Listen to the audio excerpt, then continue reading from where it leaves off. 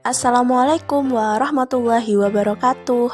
Saya Dini Setiawati Rohmah, NIM 12205193150, dan rekan saya Evi Umatul Janah, NIM 12205193038. Kami dari kelas PGMI 5F Universitas Islam Negeri Sayyid Ali Rahmatullah Tulungagung.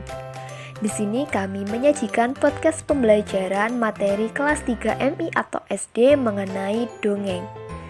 Selamat menyimak anak-anak. Assalamualaikum anak-anak. Bagaimana kabar kalian hari ini? Semoga kalian sehat selalu ya. Nah, hari ini kita akan belajar mengenai materi dongeng, tematik 2, subtema 1, pembelajaran 1, kelas 3, menggunakan media pembelajaran podcast. Ada yang tahu apa itu podcast? Pastinya ada yang sudah tahu dan ada yang belum ya. Ibu akan memberikan sedikit penjelasan tentang podcast. Podcast adalah file rekaman suara yang dapat digunakan sebagai media pembelajaran seperti yang kalian dengarkan saat ini. Sekarang ibu ingin bertanya, siapa yang sebelum tidur selalu dibacakan dongeng? Pasti ada yang suka dibacakan dongeng sebelum tidur ya. Nah, anak-anak, ada yang tahu judul-judul cerita dongeng?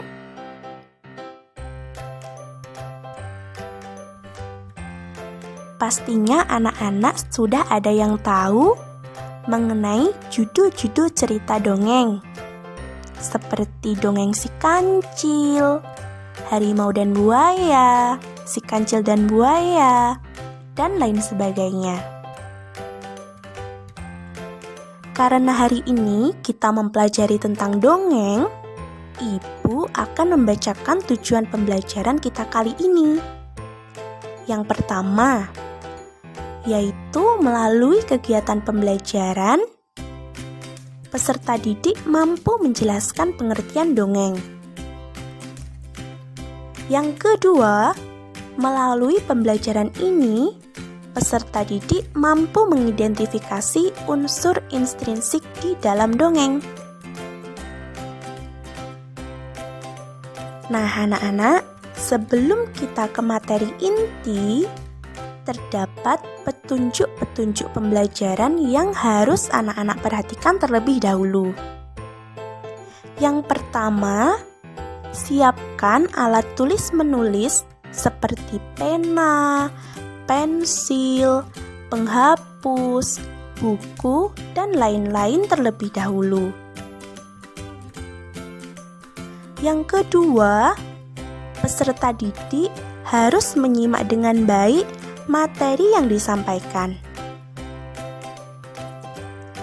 Yang ketiga, peserta didik mencatat materi-materi penting pada buku catatan.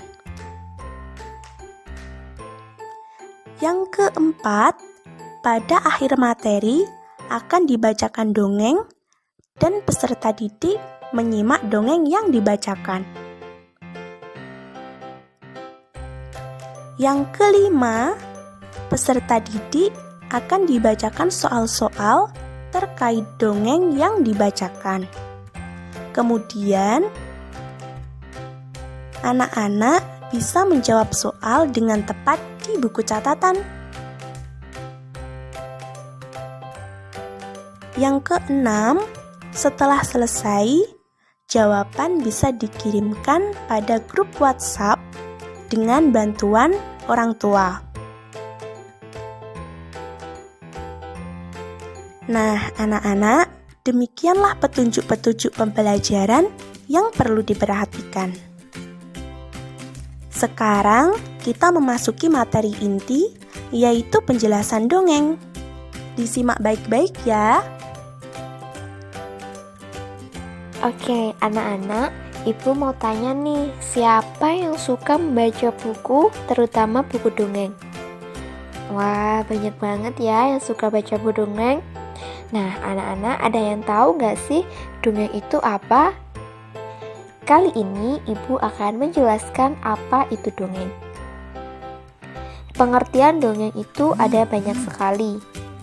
Yang pertama ada menurut KBBI atau Kamus Besar Bahasa Indonesia.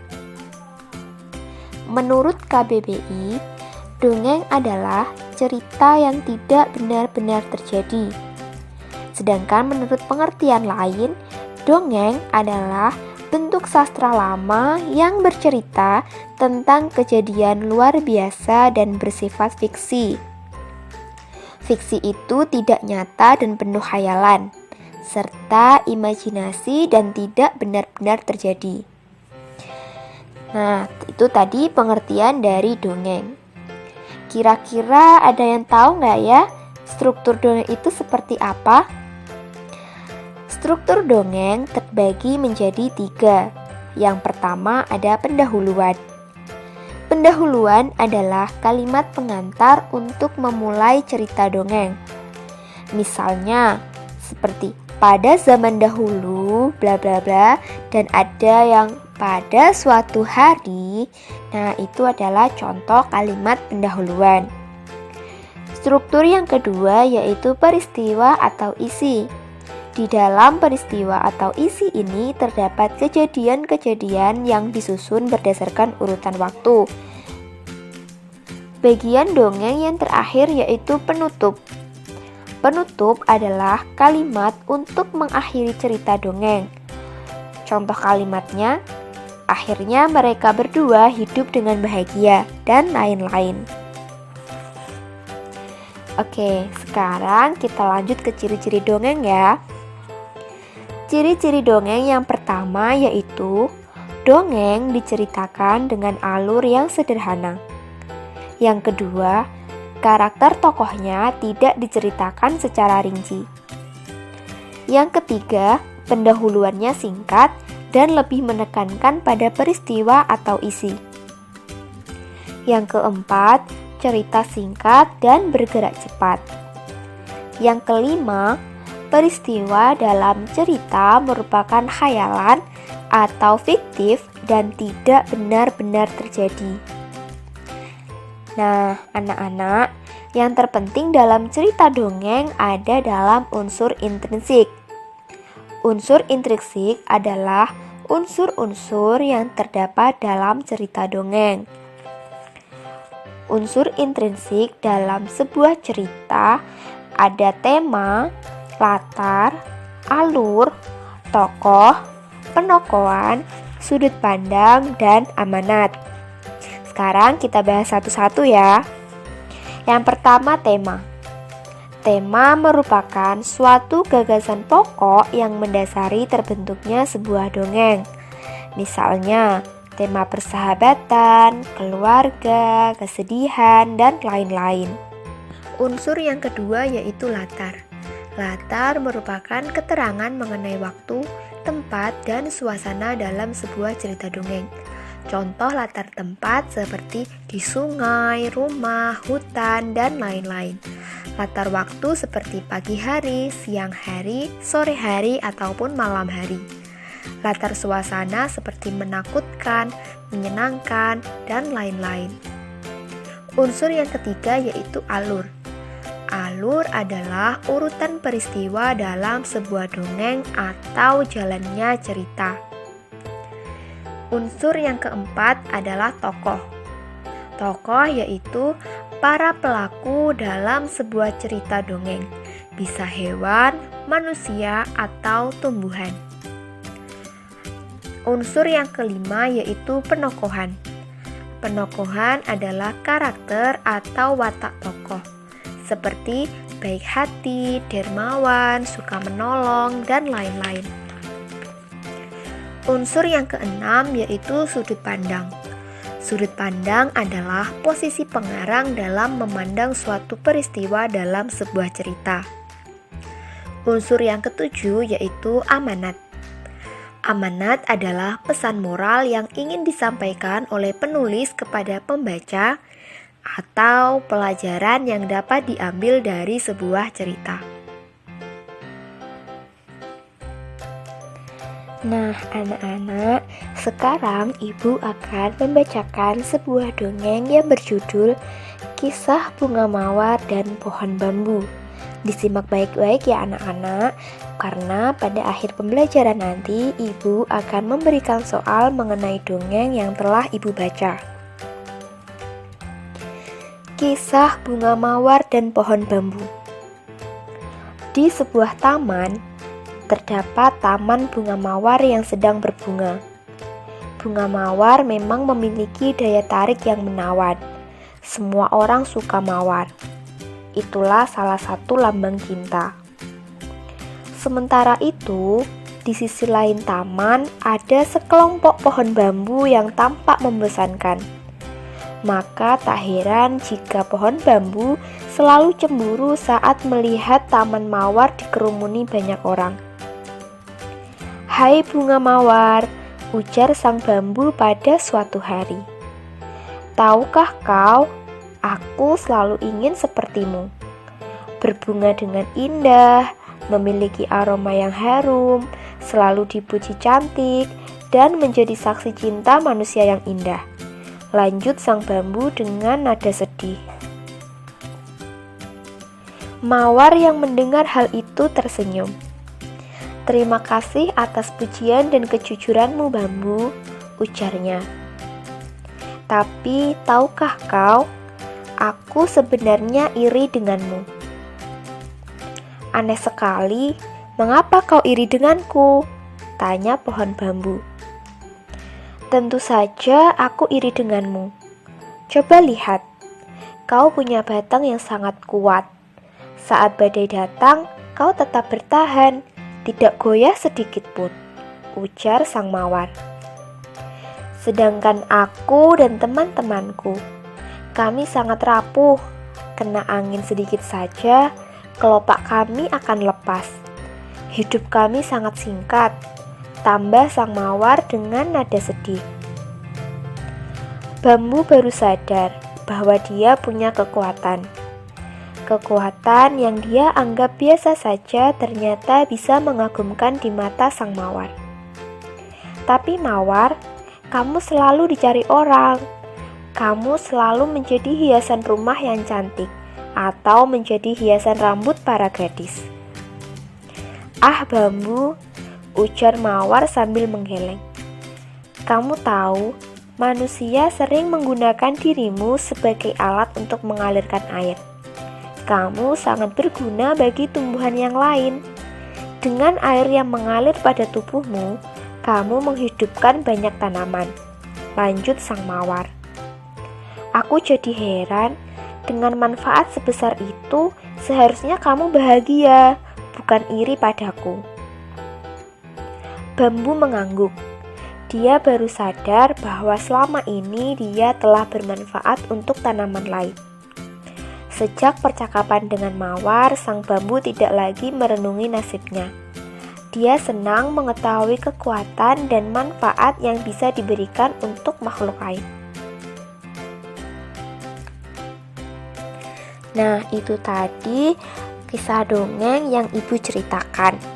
Sekarang kalian simak soal yang akan Ibu bacakan ya. Nah, anak-anak, bagaimana dongeng kisah bunga mawar dan pohon bambu tadi? Seru sekali, bukan? Sekarang, Ibu akan membacakan soal-soal tentang dongeng kisah bunga mawar dan pohon bambu. Setelah Ibu selesai membacakan setiap soal, anak-anak bisa menuliskan jawaban di buku catatan. Kita masuk ke soal yang pertama ya. Siapa saja tokoh yang ada pada dongeng kisah bunga mawar dan pohon bambu? Ibu ulangi sekali lagi ya. Siapa saja tokoh yang ada pada dongeng Kisah Bunga Mawar dan Pohon Bambu?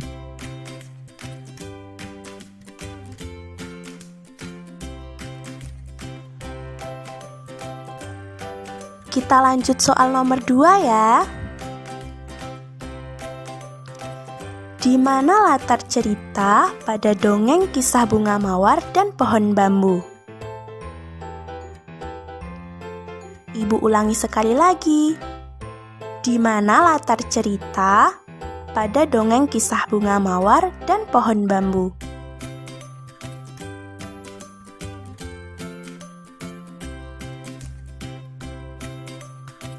Kita lanjut ke soal nomor 3.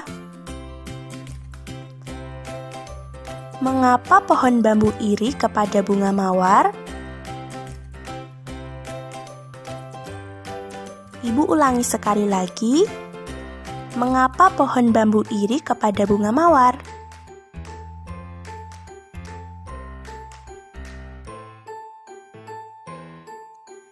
Kita lanjut ke soal nomor 4. Apa amanat yang terkandung dalam dongeng Kisah Bunga Mawar dan Pohon Bambu? Ibu ulangi sekali lagi soalnya. Apa amanat yang terkandung dalam dongeng Kisah Bunga Mawar dan Pohon Bambu?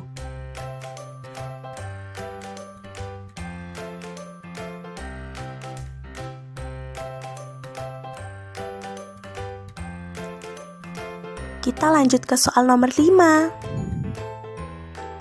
Apa saja kelebihan yang dimiliki pohon bambu?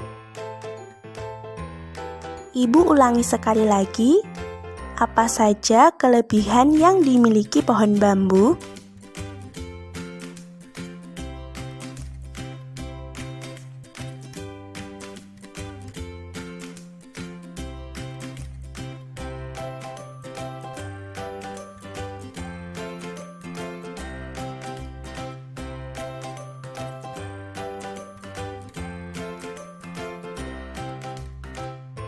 Nah, demikianlah soal-soal tentang dongeng Kisah Bunga Mawar dan Pohon Bambu. Jawaban yang telah kalian tuliskan pada buku catatan bisa kalian kirimkan ke grup WhatsApp dengan bantuan orang tua ya.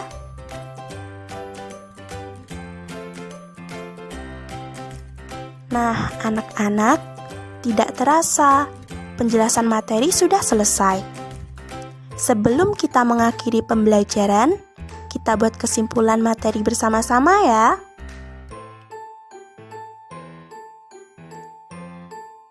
Dongeng merupakan bentuk sastra lama yang menceritakan tentang peristiwa fiksi atau tidak nyata.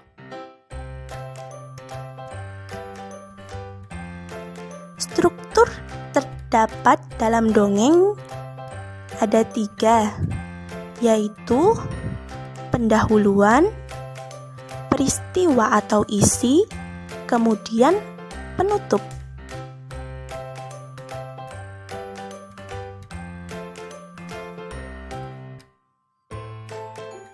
Dongeng mempunyai ciri-ciri, yaitu yang pertama, diceritakan dengan alur sederhana. Yang kedua, alur cerita singkat dan cepat. Yang ketiga, lebih menekankan pada bagian isi.